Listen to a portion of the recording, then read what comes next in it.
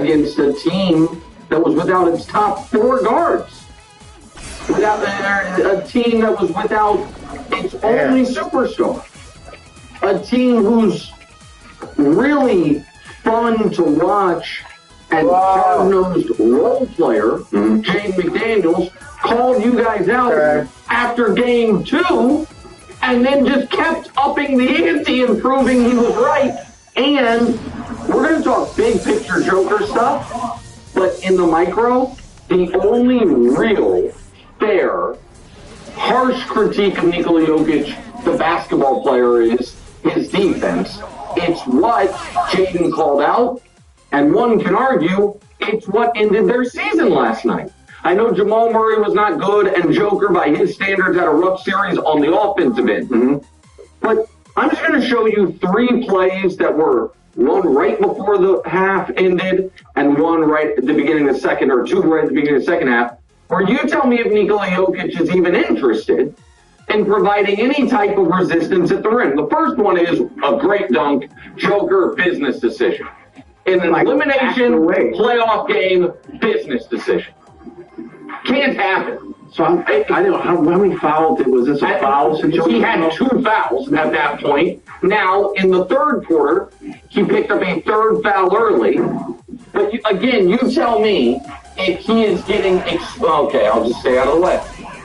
And there's a way to contest without fouling. So watch this one again. You gotta raise your arm. You raise your arm. Yeah, I go straight up. Here's the very next play. And we'll see a better angle on it. The very next play. Your season's on the line. And like you were on like the macho pride stuff, you got called out. But more importantly, your season's on the line. And so there's a fearlessness with which the Wolves attack the basket. Even if he's not, you don't think? Even if he's not going straight down, but like he's not worried about it. And then, just reminded me, I had one, there was one more, which is, again, this is a key spot at the end of the quarter, and he just loses his concentration on a free throw box out. And lets a little guy, he's the best rebounder in the league. And I sometimes give guys a pass when like a 94% free throw shooter misses a free throw. Because it's like, you're right, you're not locked in. So there's no great free throw. And so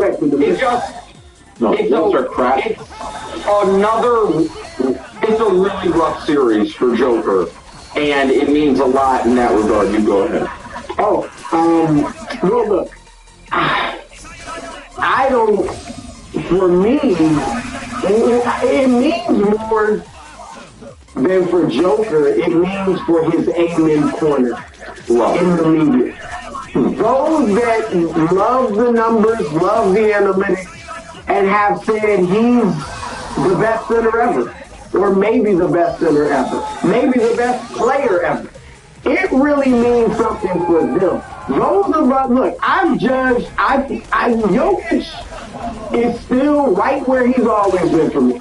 Below that upper echelon of centers of Shaq, Kareem, Wilt, Russell, and Olajuwon. And kind of battling Moses. And I would put Duncan, if we want to call him a center, with that top group, of course. So if you had him like that, then, okay, nothing really changes. All right. Now, in the micro, and I thought you pointed out some great video, Nick, you just cannot. I've been fair to Jokic and said all these guys ahead of him had a Kobe, had a Dwayne Wade, and had a Magic Johnson, et cetera, et cetera, et cetera. He's never had that. All right. So I give him credit for that. Maybe that explains why he's only got 1 ring. But that has nothing to do with last night. And losing in round 1. Yeah, I mean, you cannot lose. Anthony Edwards played 4 games. And for all 4 he played, he was hindered. Yes. All right? And then, like you said, it was their 3rd string backcourt that went out there and gave you the business. And look, Jokic, the numbers are sensational. 25, 13, and 9.5 assists. He almost averaged a triple-double. But he shot 44% from the field, very poor for a big man, especially him, and 19% from three. And we always say in the playoffs, you have to, at the very least, play at the level you played in the regular season. The great ones elevate even in the playoffs. Jokic actually, they needed him to be himself or better, and he declined. A little, like I said, the numbers look great. Rebounded fine, assists fine, scoring was down, and the efficiency way down. So they needed him. Threes killed you. Yeah, they needed him to step up and be the super duper star he is, and he couldn't. And Rudy Gobert, we gotta face it. I can't say Rudy Gobert outplayed him because you saw that. I don't know. I can see that. I can't. I mean, Rudy Gobert, we averaged 10 points. I mean, that's not his job. Well, he may have done his job there, but his job is not equal to what Jokic's job is. So, but Rudy Gobert really slowed him down and gave him problems. Can you say he won the matchup without outplaying him? Because I think that's what KW said. You know what I like? Rudy Gobert's job. He did his job better. Yeah. He did his job better. Just not playing basketball? It's not scoring. It's not assisting.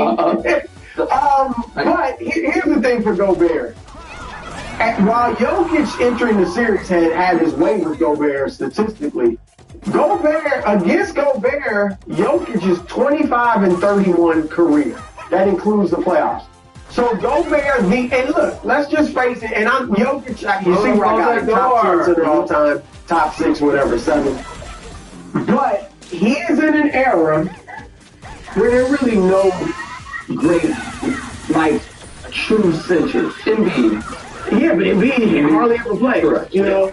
So take out Embiid, Wemby even plays like a guard or a forward or something like that.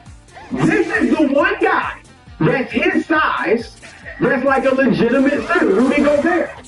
And he gave Jokic a lot of trouble. So what would Shaq, Olajuwon, who could go outside and guard him, even a David Robinson, like guys like that, don't tell me they couldn't have given Jokic problems. Don't tell me he would have abused them. He's on their level, but don't tell me he would have abused them when he couldn't even abuse Rudy Gobert. So do you want to go before I go big picture? Well, no, I wanted to ask a question. So go ahead. In the script coming up, I say that Jaden McDaniels eliminated the best player in the world. No, it wasn't. So do you think he lost that title? That title to amend the script. That's cool. He's not. I said weeks ago it's Wemby. Yeah, Brew did say it weeks ago, here's where I think that moved. Even people who thought it was Wemby or thought it was Shea, I think understood there was a great argument for Joker. Absolutely. The argument's gone. Absolutely. Listen, I don't know. It's not like there's shames. Like now he's all the way down to third, or wherever. Well, it is. let me throw this at you. And I agree. Like I said, I think it's Wemby. I think Wemby or Shea at the end of this season is going to be viewed as the best player in the world by most people. But just hypothetically, let's say Shea and Wemby go out in the second round. Well, then the third round. Then does he? I don't think that. No, if they all go out early, I think it's Shea. Because Wemby, we haven't seen the playoff run yet from Wemby. Shea's going to be the 2-time MVP, and whenever he goes out, it's not going to be as sad as this. It's not going to be in round 1 to a team that is without all their guys, and so this is where Brew, you were talking about the hierarchy. I have a graphic I'd like to show you guys, and unlike the last time I did something like this, I did not leave stuff very often. Because I don't go to it yet. No, I just want to, because I care more than most about the willingness of people saying top 10. Top 10's got 7. So Joker gets regularly just attached to his name. Oh, he's top 10 all-time player. And so here is the graphic, and this is the guys that are top 20, and it's more than 20 guys. So here's guys that are definitively top 10 all-time players. There is no argument against any of those guys being in the top 10 all-time. Okay? Here is now 7 guys, there's only 5 spots left, who are in the top 10 argument. Wilt, Duncan, Kobe, Bird, Hakeem, Shaq, Steph. There's only room for 5 of them. You will hear different people arguing for different of those guys, which is definitionally why it's an argument. Okay? So now we're at 12 names. The top row, if you're listening on the podcast, was Bron, Kareem, Jordan, Russell, Magic. And now, guys who are definitively in the top 20, Dr. J, Moses, West, and Oscar. I don't know where they are, but they're definitively in the top 20. We're now at 16 guys. Yeah. So the following group of guys are the guys in the top 20 argument. It is Durant, Giannis, Joker, Isaiah, Dirk, Kuzi, and Mikan. I wasn't going to leave out Kuzi and Mikan because the league existed. You've got to include it. I know Drew thinks I overrate Dirk. It's why it's in the argument. That's fine.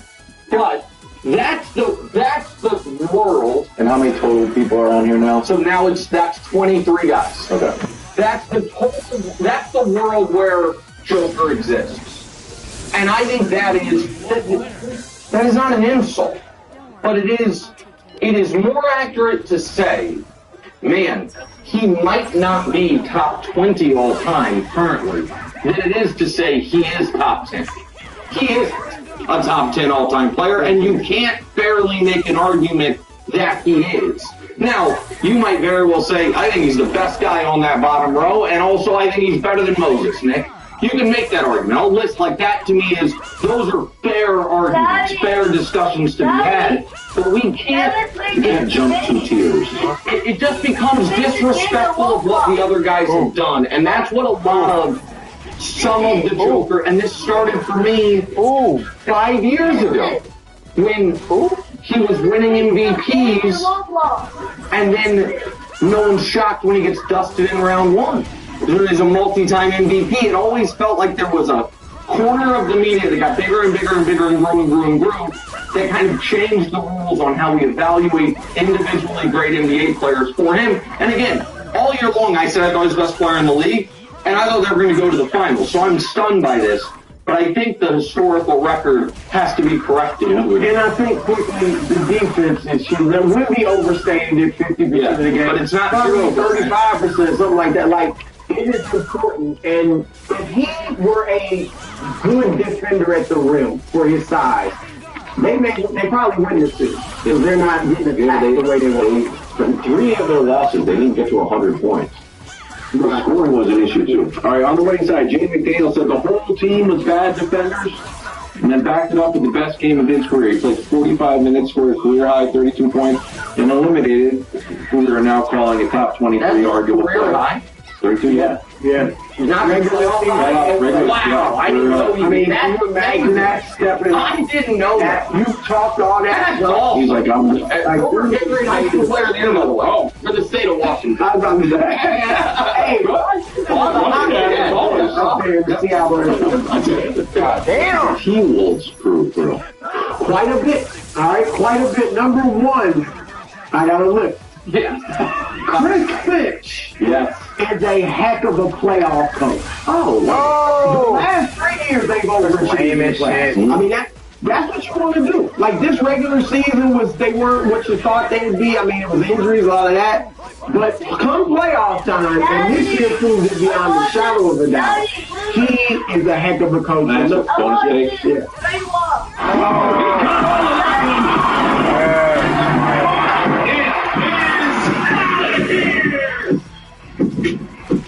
High drive, deep to right field.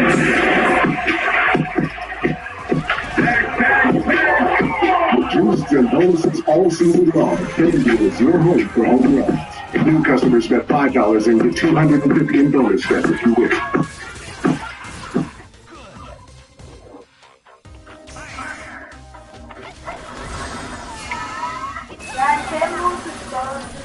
I'm saying don't choose on Instagram. Outside of like basketball, your highlights. All relatable stuff. Like all stuff people do, basic. If you like cooking, you can look at all cooking videos to try to get new recipes, to try to see what you can do better, what you can do worse. So me personally, I look at a lot of music. I follow a lot of rappers.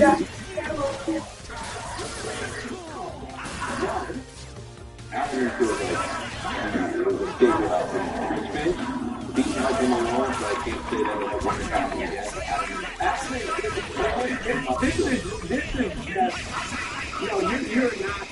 I mean, I'm sorry. If I have a team that is unquestionably better than you, and I've got by far the best player in this team, I'm talking about after Minnesota Earth. And you just from my place,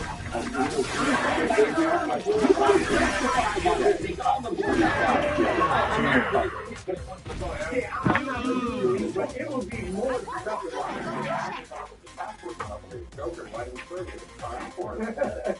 Number 2, they got Hart and the stuff. Number 3, that team, a team beat an individual. Alright, they were a team. I mean, especially once they lost Anthony Edwards and then DiVincenzo and Io DeMontu and Sumo and the rest of it. I mean, they were a team. They had no superstars. One time it was James, one time it was James, one time it was Larry freaking Shannon, alright? And they were a team, and different and new, it's got to be them. And Jamal Murray, and that was just the team beat them. And I want to shout out Terrence Shannon. That is how you get a next man up. The energy, the aggressiveness, the bounce he played with, yes. And throughout the game, when you, I said to you guys, like, when something is out in front of you, you don't want anybody to be injured. But you should be like, this is my turn. I'm about to go show you guys that I just credit to them. Hey, if somebody was hurt, that's all for me.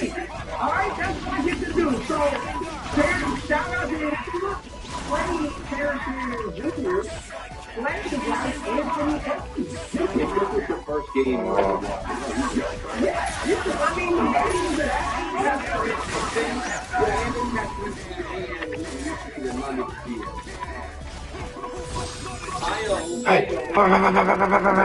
Damn.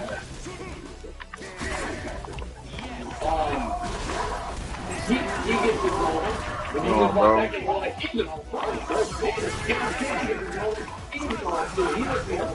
So part of that is Tim Connolly seeing that these guys have something, and part of it is for Spencer was working the year getting ready for the moment. I don't want to but it feels repeated.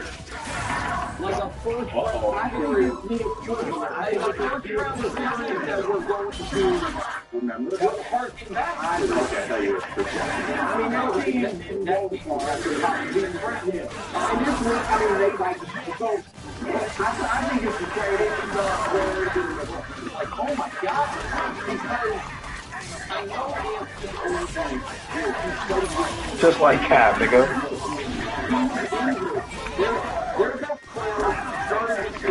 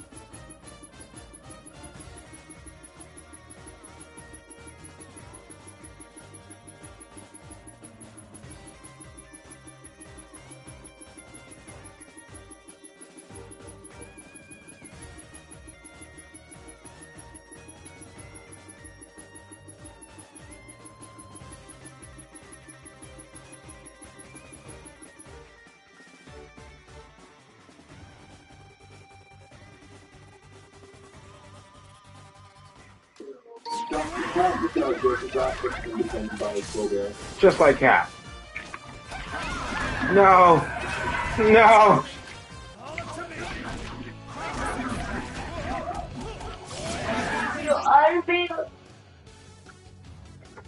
No, that's Supernova. Supernova. Yeah, Supernova. Oh, damn.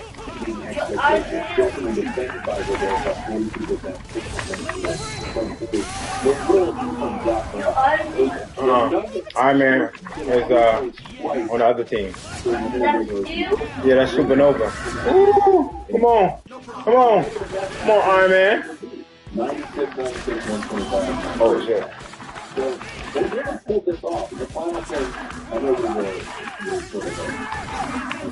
Why are you blocking so good, bro?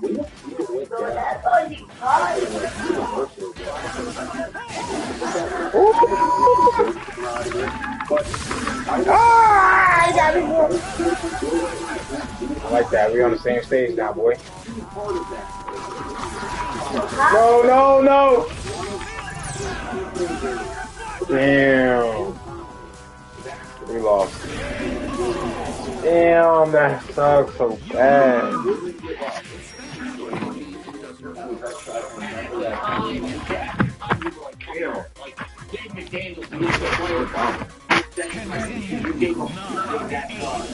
The Jazz really wanted Jaden McDaniels to come in for Adams. We won't give him up. And listen, we don't know what would have happened next training or whatever. But in this moment, looks like they knew what they had to do.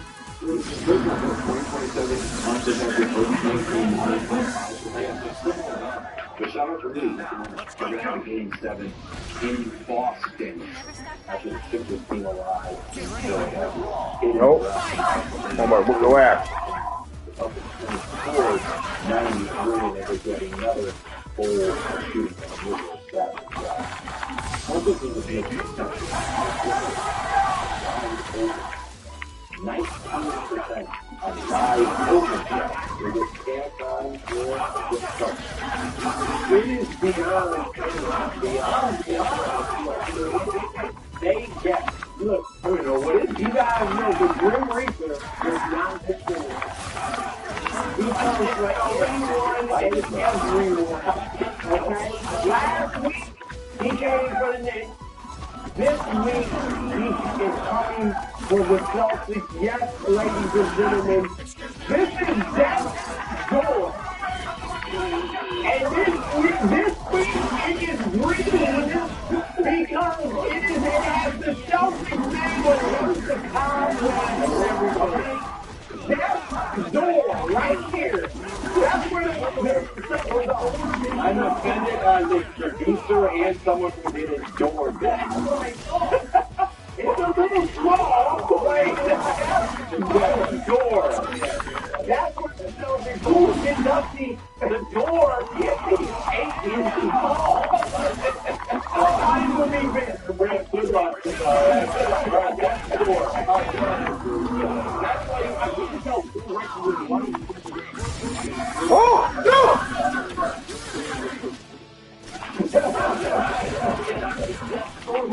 Alright, so we've been talking about the Celtics in the Super Bowl. Yeah. Alright, now last night they didn't start out with Celtics lead.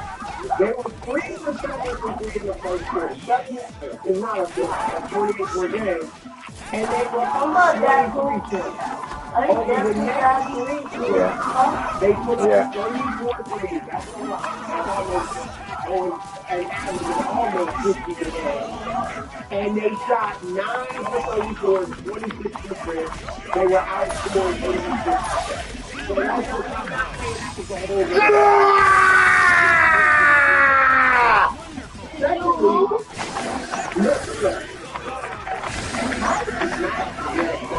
and I don't know how big Paul George is, but when he's not even in the time, he's still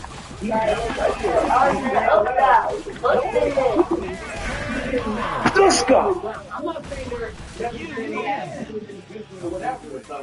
No, I mean they can match them in most games. Paul George is going to be a Hall of Famer, and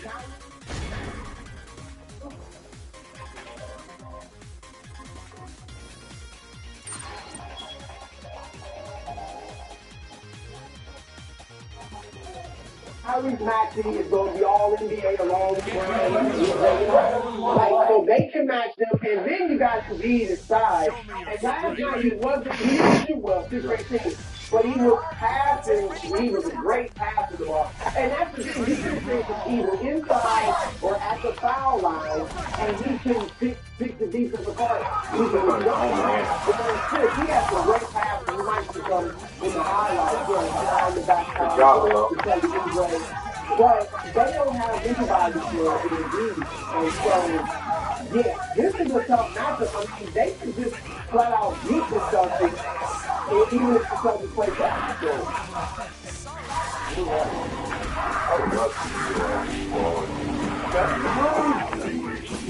That's one person I said I missed. Who I've been saying I missed? Embiid.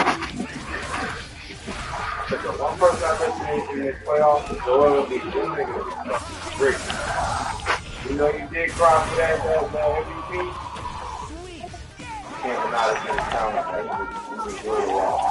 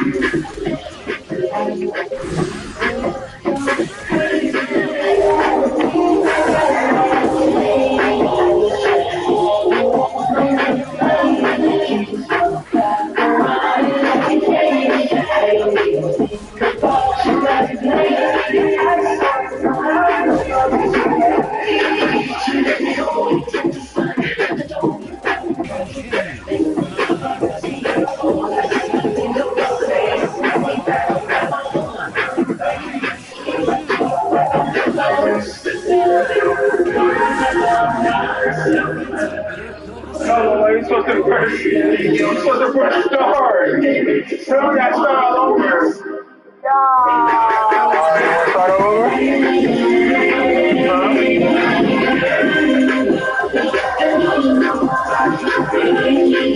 You want to play with me?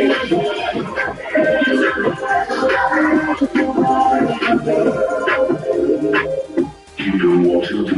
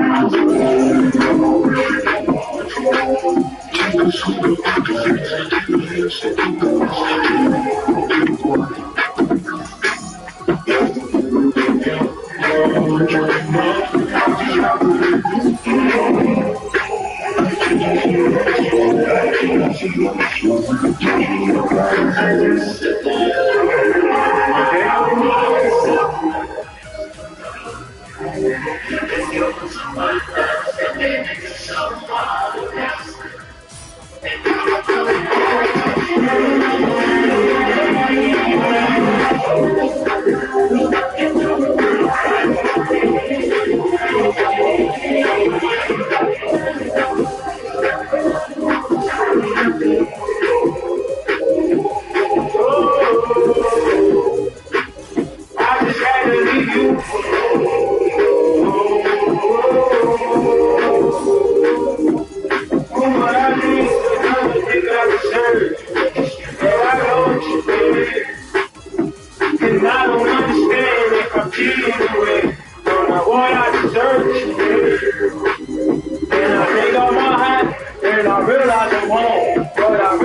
want you. I just had to leave you alone.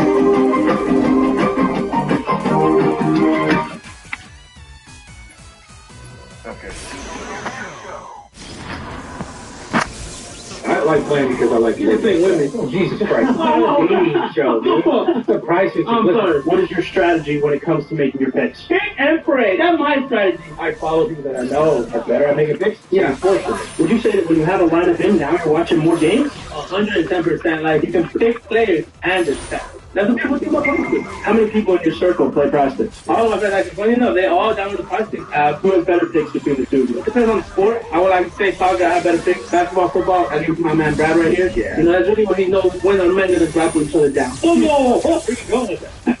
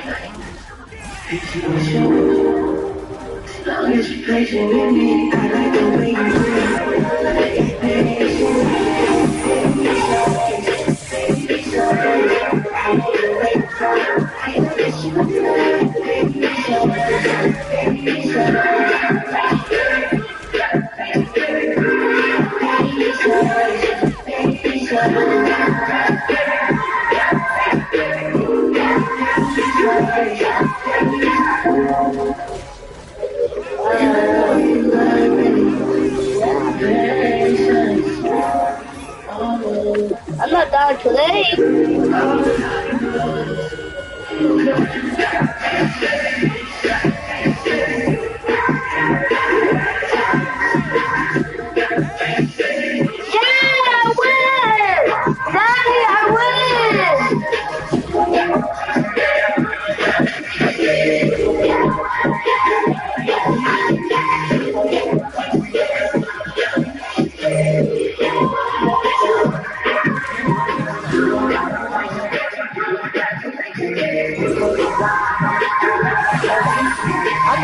today.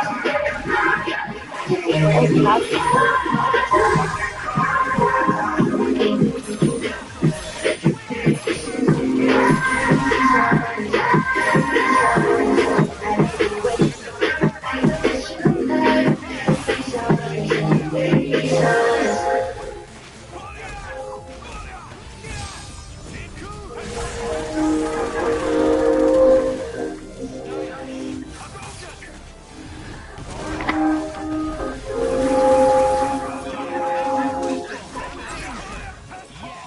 I try not.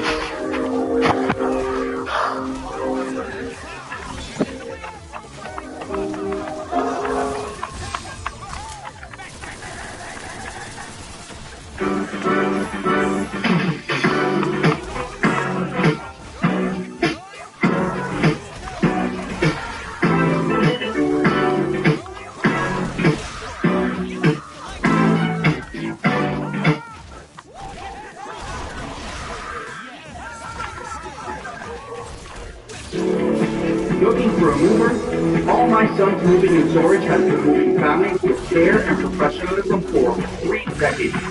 Our team of movers are trained to the highest standards. Shrink and belongings are handled with the utmost care. We also shrink wrap and pad wrap your furniture as if it were our home. Also, you can focus on what matters most. When it comes to your precious belongings, trust only the best. All My Son's Moving and Storage. Get your free quote today.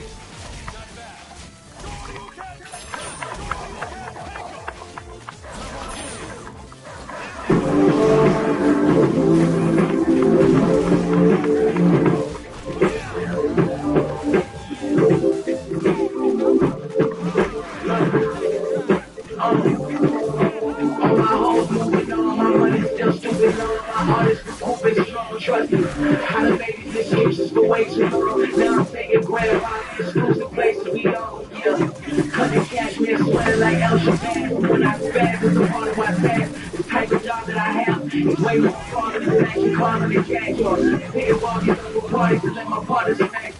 Rain falling, wind blowing, I'm outside, fish showing, blowing like a sick flowing, chain shining, ring glowing, know you fly when every outfit feel like a big moment, 458, different traffic, take a flip showing, damn. Yeah, I make a final moment, miss the big one. I got 5 my coach, niggas let your lip run. And I got shooters saying, sorry, which one? Going on with this one. Knock 'em like Sonny Liston. Yeah, money still off of the wall. I'm still on top when I fall. I'm still ending the call and saying you dropping the call. Ice grill 30K. It's really a rock in my jaw. I'm pussy right when she see me. She still hot when I saw. Trying it all time, just getting whatever's hot.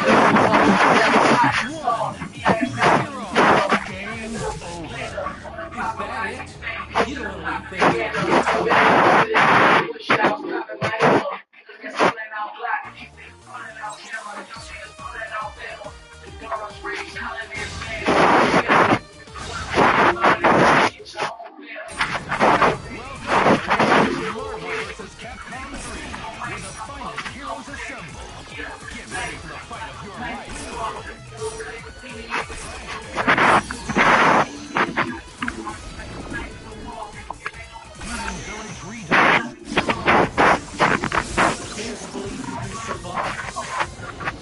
What?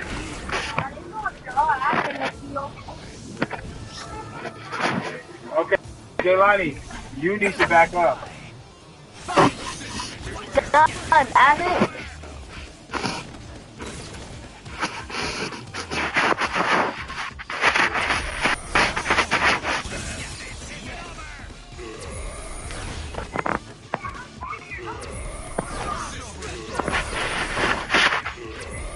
If I activate.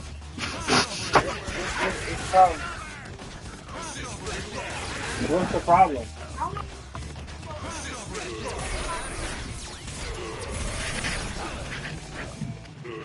Alright, man, well, let's go inside then. Come on.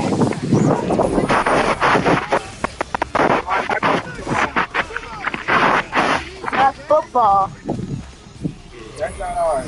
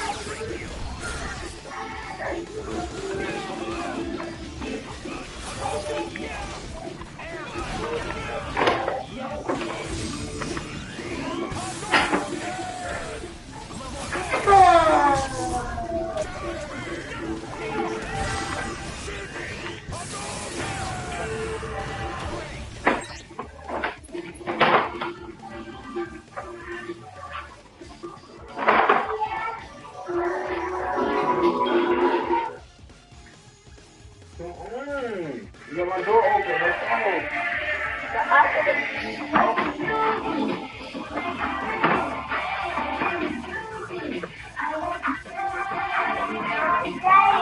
Cheyenne trying to say I'm a dog, but I am not a dog. I'm a kitty.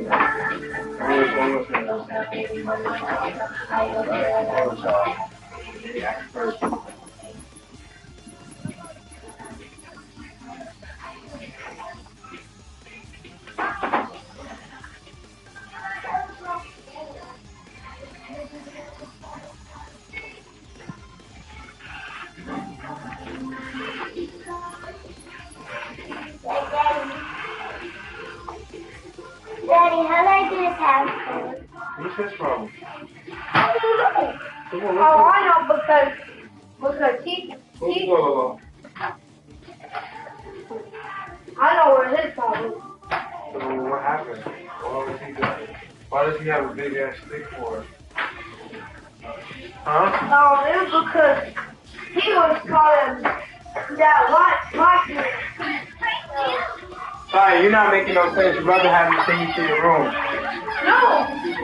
He said, oh.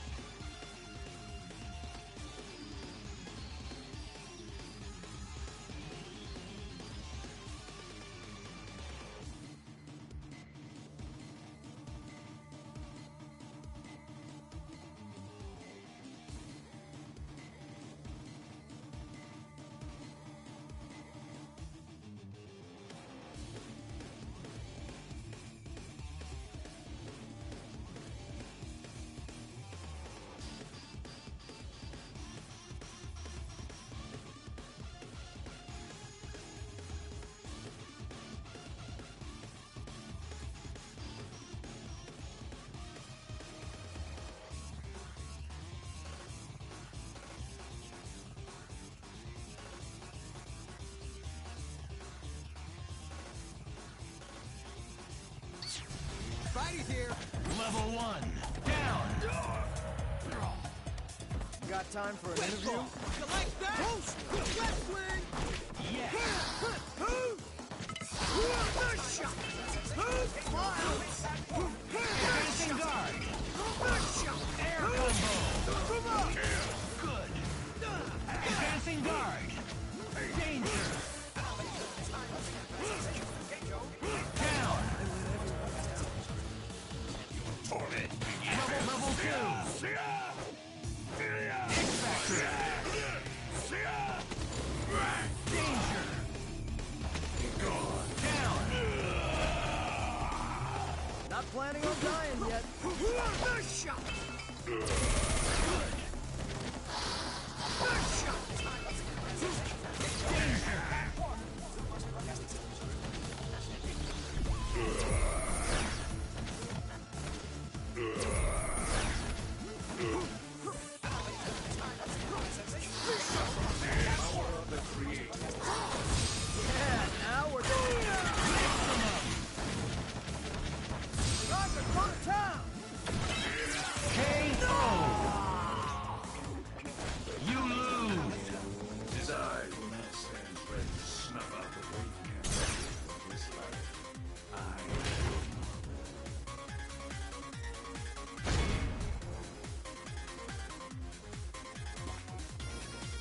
Continue. 9, 8, 7, 6, 5, 4, 3, 2, 1, 0. Game over. Is that it? You don't want to leave things like this, do you?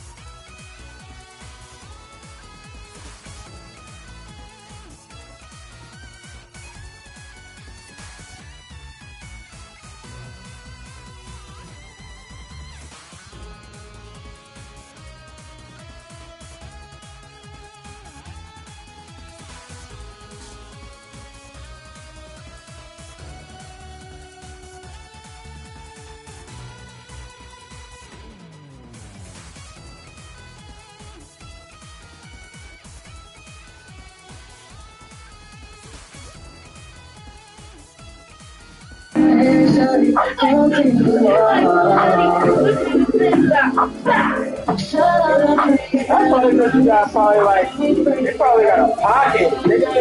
You ain't hurt, you got a pocket, man. That means, like, I don't know, your stomach is just like, your stomach is full on one side. You gotta shut up, right? You can't I can see it because your belly all fat. Don't suck it in, it's gonna hurt worse. You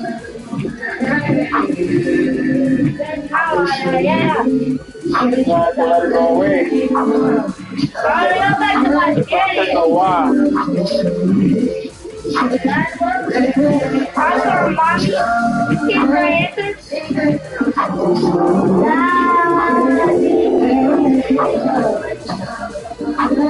Hold on.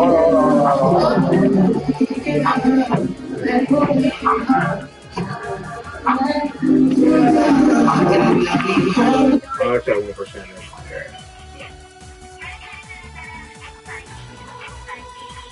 I can do it.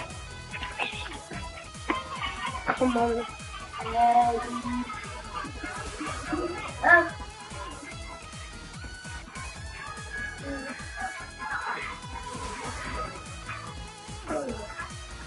Imagine you're a big stick on it. Come on, man. Okay.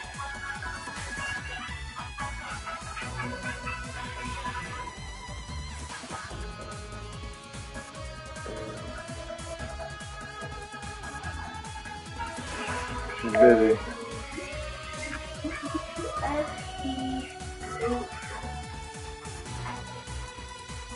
She talking about mommy.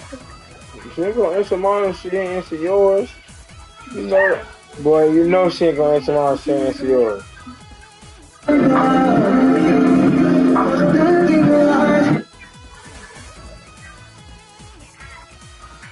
You have to wait.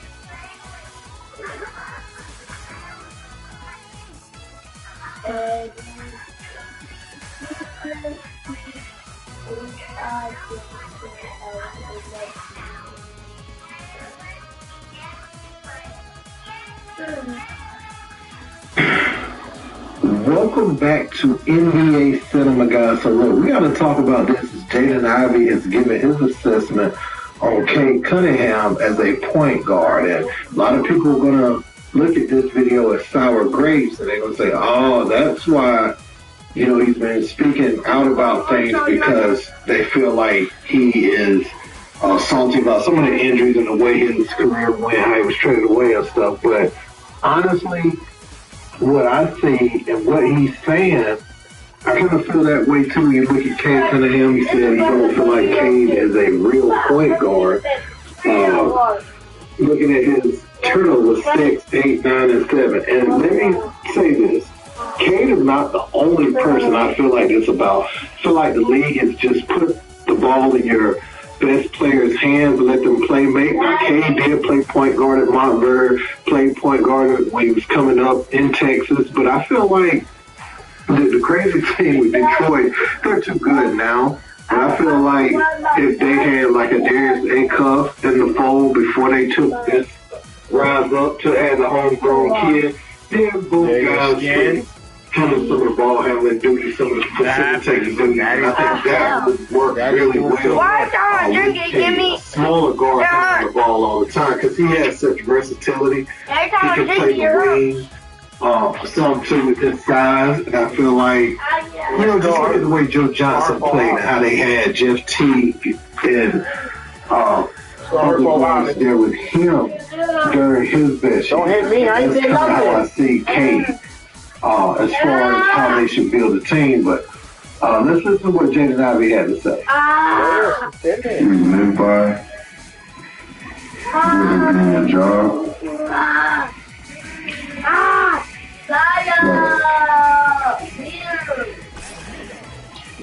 As far as basketball goes, right, everyone has a position that they stick to. Right? That's why who's primarily in his position, he'd be a 3. Right? He'd be a small forward because he's 6'7", right? But he handles the ball. He's a point guard. They call him a point guard, right? But he's not really a point guard because he's 6'7". So the position, the game has changed so much to where now we have people like Cade Cunningham playing point guard, right? But we know that Cade Cunningham is a small forward with the ball. He just can't handle the ball. That's why back in the day with Isaiah Thomas, he's a smaller player. He's a point guard. He wouldn't be at his height. I don't know how tall he is. Not right now, but boy. What's he done? Playing a small forward. No, he wouldn't. Because that wouldn't be the truth of his position. Yeah. Right. So everything So, I know people gonna look at that. They're gonna feel like Jaden Ivey is salty about the Pistons moving forward, and that should have been his position. He was coming out. They talked about how explosive, how dynamic he was in the open court. Boy, when it was really Kane with Monty Williams and them, they didn't do that. He started to have injuries back to back to back, and during the time he was missing a lot of time, the Pistons were wrong. Had that postseason appearance last year. This year, you say you acting on it tomorrow. He was with the Bulls before they waived him. But man, I agree. I looked at Cade as a pace guard, pace wing, kind of like Joe Johnson. Now, Joe Johnson, at times, we saw him take over the ball handling duties, some of the facilitating duties for the team. Had a guard like Jeff Teague with him, a guard who could score, but, somebody who was a smaller point guard. That's what they do. And I don't think, if you look at somebody like Cade, right, you got Jalen Suggs, those type of players pressuring him up the court, and you rely so heavily on his offensive output each night, I think you let him tire his legs out earlier on in the game. You can make him very inefficient at times. When you see the 7 for 23 games, make him a volume scorer, so even when he is scoring and getting at a decent clip, he has to take a lot of shots. Or you're causing him to turn the ball over. Not all turnovers are made equal, but it's like a lot of turnovers. And players like Jalen Suggs feed off of that, and they don't mind pressuring you full court. So let's say hypothetically they had their best season, they got favorable matchups, and they would have made it to the NBA Finals. You got somebody like Casey Wallace pressuring you in the backcourt. Stephon Castle pressuring you in the backcourt, or pressuring you all game. And we saw what Castle did to him, frustrated him earlier this year. And a player like that at times should be able to use their size to their advantage. You can't dance in front of everybody at Cade's size, with the ball, because he's not quick. If he was quick as like a LaMelo Ball or something like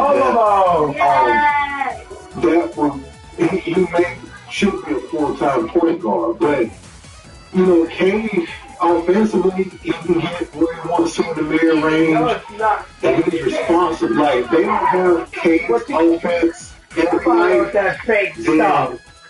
They're and I think his turnovers tell the story. It doesn't mean he can't be a point guard, go to the bench. He can assume those games.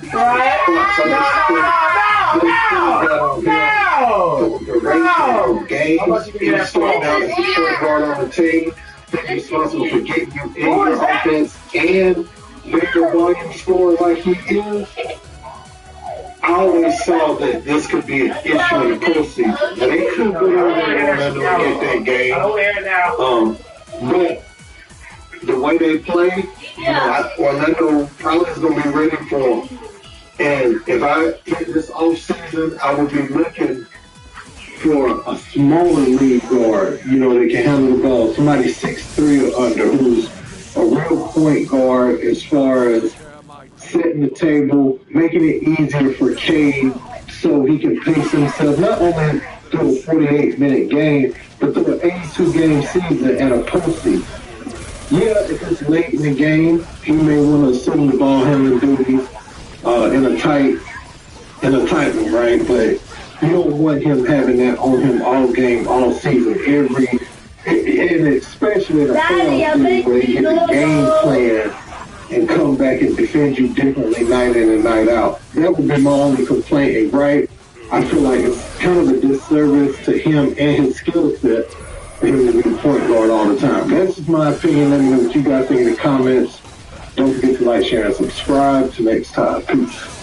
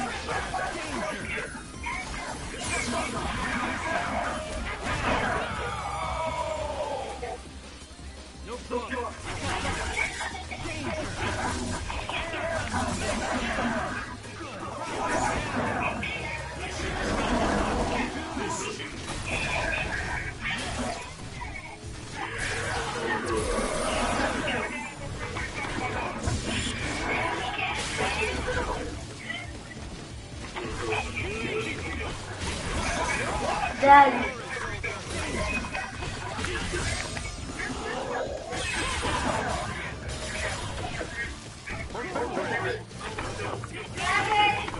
Yeah.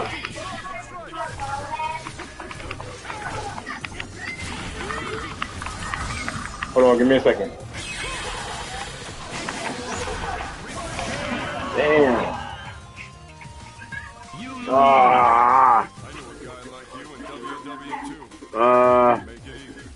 Set 11. Yeah.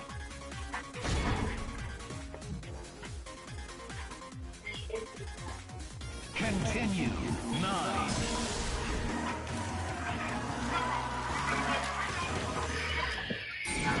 Back up, buddy. Back up. Somebody's been calling me, boy. Okay. Oh, yeah. No. What you doing? I was trying to take a picture. Daddy, this is you.